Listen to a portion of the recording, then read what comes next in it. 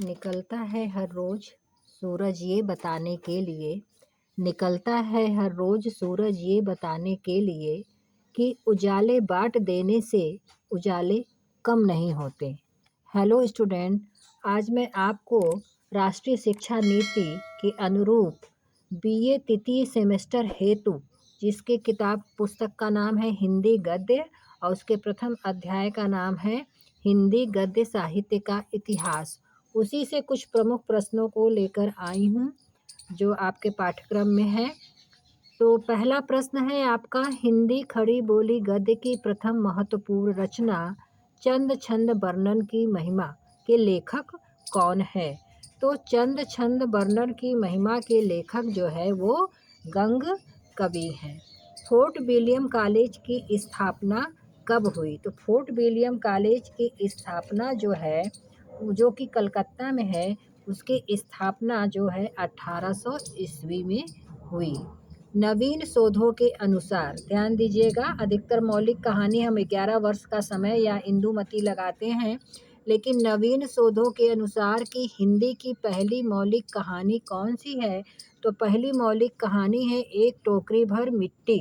प्रेमचंद पूर्व युग के सर्वश्रेष्ठ कहानीकार कौन माने जाते हैं? प्रेमचंद पूर्व युग के सर्वश्रेष्ठ कहानीकार माने जाते हैं चंद्रधर शर्मा गुलेरी।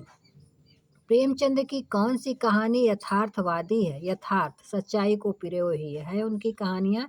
ईदगाह, पंच परमेश्वर, नमक दरोगा, बूढ़ी काकी, बहुत सारी कविताएं हैं, लेकिन इनकी जो है यथार्थवादी इनमें से कहानी पूछता है तो पूस की रात है।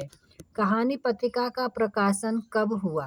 कहानी पत्रिका का प्रकाशन शुरू हुआ सन 1955 में।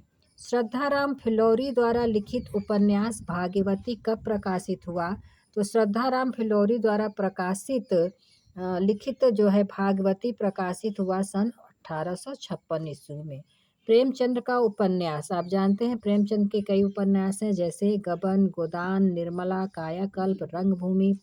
तो प्रेमचंद का कौन सा उपन्यास है जो कि अपूर्ण है? तो प्रेमचंद का उपन्यास जो है वो मंगलसूत्र जो है अपूर्ण रह गया था, जो पूरा नहीं लिखा गया था। जयशंकर प्रसाद ने कुल कितने नाटकों की रचना की थी? तो जयशंकर प्रसाद ने कुल 7 नाटकों की रचना की थी। अब उसी क्रम में आगे देखिएगा कि भारतेंदु ने नाटक साहित्य को जो भूमि प्रदान की उसे पल्लवित पुष्पित करने का श्रेय किसे है? तो भारतेंदु ने नाटक साहित्य को भूमि प्रदान की थी, उसे पल्लवित पुष्पित करने का श्रेय जो है जयशंकर प्रसाद को है। हिंदी समालोचना को चरमोत्कर्ष पर पहुंचाने का श्रेय किसे दिया जाता है? तो हिंदी समालोचना को चरमोत्कर्ष पर पहुंचाने का श्रेय दिया जाता है आचार्य रामचंद्र शुक्ल को। मार्क्सवादी आलोचना के शीर्षस्थ आलोचनकार कौन से हैं? तो मार्क्सवादी आलोचना के शीर्षक आलोचनाकार जो हैं वो रामविलास शर्मा हैं। अगला, डॉक्टर राम कुमार वर्मा का पहला एकांकी, देखिए डॉक्टर राम कुमार वर्मा का पहला एकांकी बादल की मृत्यु किस वर्ष प्रकाशित हुआ?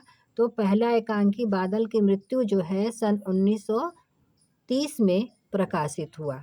यदि गद्य की कसौटी है, ध्यान दीजिएगा, यदि गद्य कवियों की कसौटी है तो निबंध गद्य की कसौटी है। ये बहुत पूछा जाता है कि यदि गद्य कवियों की कसौटी है तो निबंध गद्य की कसौटी है।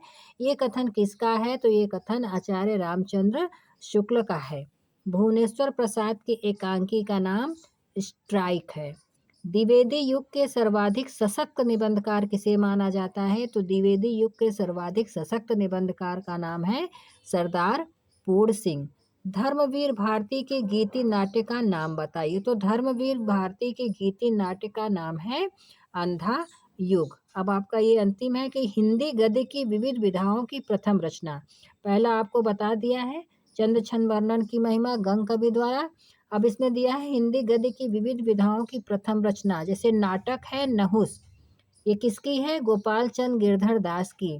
उपन्यास परीक्षा गुरु लाला श्रीनिवास दास की। कहानी इंदुमती किशोरी लाल गोस्वामी की। प्रथम यात्रावित्त लेखक क्या है? सरयू पार की यात्रा, जो कि भारतेंदु हरिश्चंद्र की है। आज के लिए इतना ही, धन्यवाद।